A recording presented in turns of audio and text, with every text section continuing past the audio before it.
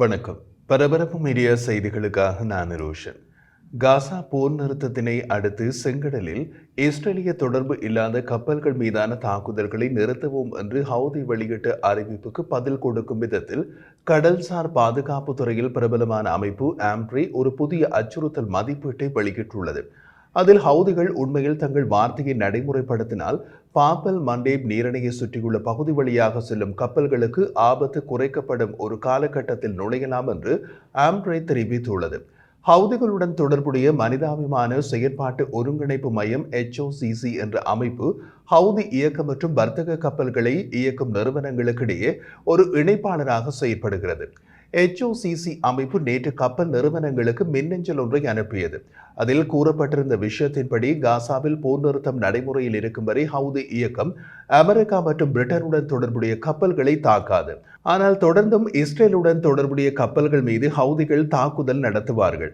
ஒப்பந்தத்தின் அனைத்து கட்டங்களையும் முழுமையாக செயற்படுத்திய பின்னர் ஹவுதிகள் இஸ்ரேலுடன் தொடர்புடைய கப்பல்களை தாக்குவதை நிறுத்துவார்கள் என்று HOCC மின்னஞ்சலில் கூறியது. இது போர் நிறுத்தத்தின் 3ஆம் கட்டத்தை பற்றிய குறிப்பு. போர் நிறுத்தத்தின் 2ஆம் கட்ட சுமார் 5 வாரங்களில் நடைமுறைக்கு வர திட்டமிடப்பட்டுள்ளது. 3ஆம் கட்டம் பல வாரங்களின் பின்னரே நடக்க வேண்டும். 2வது கட்டமே சந்தேகத்திற்குரிய விதத்தில் தான் உள்ளது. மின்னஞ்சலில் வேறு எந்த நாடுகளையும் பற்றி குறிப்பிடவில்லை. ஹவுதி இயக்கம் அன்சாரல்லா இதற்கு முன் இஸ்ரேல், அமெரிக்கா மற்றும் பிரிட்டனுடன் எந்தவித தொடர்புமற்ற பல கப்பல்களை கடந்த காலத்தில் தாக்கியுள்ளது. இஸ்ரேலுடன் சந்தேகத்திற்குரிய உறவுகளை கொண்ட கப்பல்கள் என்று கூறி வேறு கப்பல்களை தாக்கியதால் எந்த கப்பலும் தாக்கப்படலாம்.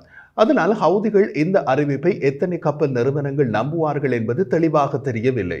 அடுத்த விஷயம், ஹவுதி இயக்கத்தின் சொத்துக்கள் மற்றும் ஆட்கள் மீது மேலும் விமான தாக்குதல்கள் நடந்தால் அமெரிக்கா அல்லது பிரிட்டனுடன் தொடர்புடைய கப்பல்களுக்கு எதிரான தாக்குதல் நடவடிக்கைகளை மீண்டும் தொடங்குவோம் என்று ஹவுதிகள் கூறுகிறார்கள். இஸ்ரேலுக்கும் ஹமாஸுக்கும் இடையிலான போர் நிறுத்தம் பலவீனமாக இருப்பதால் 2ஆம் கட்ட பேச்சுவார்த்தைகள் வெற்றியடைவதற்கு வாய்ப்பு மிக மிக குறைவாகவே உள்ளது என்று பல நிபுணர்கள் கருதுகின்றனர். அதனால் அந்த கடல் பாதையில் தற்போதைய நிலையை தொடரும் என்று எடுத்துக் கொள்ளலாம். இந்த விஷயம் தொடர்பாக கூட்டு கடல்சார் தகவல் மையம் JMIC ஒரு எச்சரிக்கையை வெளியிட்டது. அதில் ஹவுதி தாக்குதல்கள் குறித்து பிரிட்டிஷ் அமைப்பு ஆம்ப்ரி வெளியிட்ட தகவல் பற்றி குறிப்பிடுகையில், கடல்சார் தொழில்துறை சமீபகால ஹவுதி கூற்றுகளில் சந்தேகம் கொள்ள வேண்டும். ஹவுதிகளின் சில சமீபகால உரிமை கோரல்கள் உண்மையற்றவை. ஹவுதி வெளியிடும் அறிக்கைகளில் குறிப்பாக அமெரிக்க அல்லது பிரிட்டிஷ் போர்க்கப்பல்கள் மீதான தாக்குதல்கள் பற்றிய கூற்றுக்கள் உண்மை அல்லது சான்று இல்லாமல் அடிக்கடி செய்யப்படுகின்றன. அதற்கு மிக சமீபகால உதாரணம், கடந்த ஞாயிற்றுக்கிழமை 8வது முறையாக அமெரிக்க கடற்படையின் விமானம் தாங்கிய கப்பல் USS ஹாரி ட்ரூமன் மீது தாக்குதல் நடத்தியதாக ஹவுதிகள் கூறினார்கள். கடந்த ஆண்டின் ஹவுதிகள் அமெரிக்க கடற்படை கப்பல்கள் மீது வெற்றிகரமான தாக்குதல்களை நடத்தியதாக பல தடவைகள் கூறினார்கள். அப்படி எதுவும் உண்மையில் நிகழவில்லை. ஹவுதிகள் சமீப காலமாக விளம்பர தாக்குதல்களை நடத்துகிறார்களே தவிர அவர்களது கூற்றின் உண்மைத்தன்மை மிக மிக குறைவாகவே உள்ளது என்கிறது கூட்டு கடல்சார் தகவல் மையம் JMIC. இஸ்ரேலுக்கும் காசாவுக்கும் இடையிலான சமீபகால போரில் பாலஸ்தீனியர்களுக்கு ஆதரவு தெரிவிப்பதாக கூறி நவம்பர் 2023 ஹவுதிகள் வர்த்தக கப்பல்கள் மீது தாக்குதல்களை தொடங்கியது.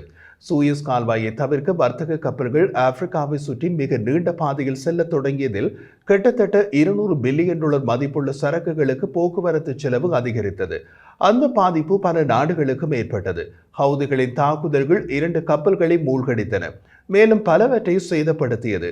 4 கப்பல் மாலுமிகளின் மரணத்தை ஏற்படுத்தியது. மேலும் ஒரு கப்பலை கைப்பற்றிய பின்னர் அதன் மாலுமிகள் ஏமனில் பணிய கைதிகளாக வைக்கப்பட்டனர். ஈரான் மற்றும் ஈரானுடன் தொடர்புடைய ஆட்களுக்கு பணிய கைதிகள் என்பது ஒரு அருமருந்து. அது அவர்களது இரத்தத்தில் ஊறிய சமாச்சாரம். பாவம், ஹிஸ்புல்லா கைவசம் பணிய கைதிகள் யாரும் இல்லாத காரணத்தினால் பலமாக அடி வாங்கி நொந்து போய் உள்ளது. ஹவுதிகள் நடத்திய செங்கடல் தாக்குதல்கள் காரணமாக ஏமனில் ஹவுதிகள் இலக்குகள் மீதான விமான தாக்குதல்கள் ஹவுதிகளின் இராணுவ சொத்துக்களில் கடும் அழிவை ஏற்படுத்தியது. ஹவுதிகளின் பல தரையடி ஆயுத களஞ்சியங்கள் அளிக்கப்பட்டன.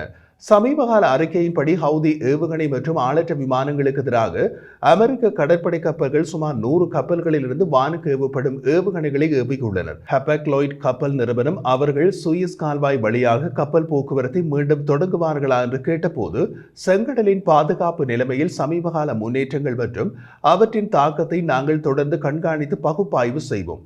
அதனால் உடனடியாக அந்த கடல் பாதையில் கப்பல் சேவைகள் தொடங்கப்பட வாய்ப்பு இல்லை. எமது கப்பல்கள் பாதுகாப்பானதாக இருக்கும்போது நாங்கள் செங்கடலுக்கு திரும்புவோம் என்று கூறியது. இந்த புதிய ஹவுதி அறிவிப்பை அமெரிக்காவும் அதன் நட்பு நாடுகளும் எவ்வளவு தீவிரமாக எடுத்துக் கொள்கின்றன என்பது தெளிவாக தெரியவில்லை. ஏறக்குறைய 16 மாதங்கள் ஹவுதிகள் நடத்திய ஏவுகணை தாக்குதலின் பின்னரும் ஏமனில் உள்ள ஹவுதி ஆயுத களஞ்சிய பகுதிகளுக்கு எதிராக பல தாக்குதல்களுக்கு பின்னரும் ஹவுதிகள் இன்னமும் எத்தனை ஏவுகணைகளை வைத்திருக்கிறார்கள் என்பதும் ஒரு கேள்வி. இந்த ஆயுதங்களுக்கான முக்கியமான கூறுகளை ஈரான் மீண்டும் வழங்குவதற்கான திறனும் ஒரு கேள்விக்குறி. தாக்குதல்கள் தொடங்கி ஒரு வருடத்திற்கு பின்னர் வெளிநாடுகளில் ஈரானிய ஆதரவு இயக்கங்களில் செய்யப்பட்ட முதலீடுகள் மற்றொரு கேள்விக்குறி. அதுவும் முக்கியமாக ஈரான் லெபனானிலும் சிரியாவிலும் பில்லியன் கணக்கான முதலீடுகளை சமீப காலங்களில் இழந்துள்ளது. அப்படியான சூழ்நிலையில் வான் பாதுகாப்பு சாதனங்களே இல்லாத ஹவுதிகளை நம்பி ஈரான் மேலும் முதலீடு செய்யுமா என்பது பெரிய கேள்விக்குறி.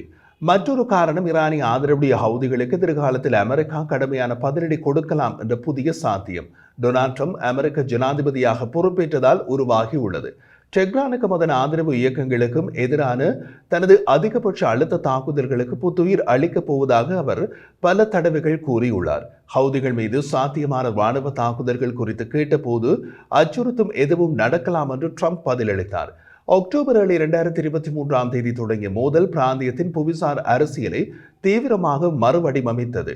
இஸ்ரேல் மீது ஈரான் தொடங்கிய பலமுனை போர் இஸ்ரேலை விட ஈரானுக்கு அதிக சேதத்தை ஏற்படுத்திவிட்டது. அதனால் மேலதிக இழப்புகளை தவிர்க்க ஈரான் அடக்கி வாசிக்கவே வாய்ப்பு உள்ளது.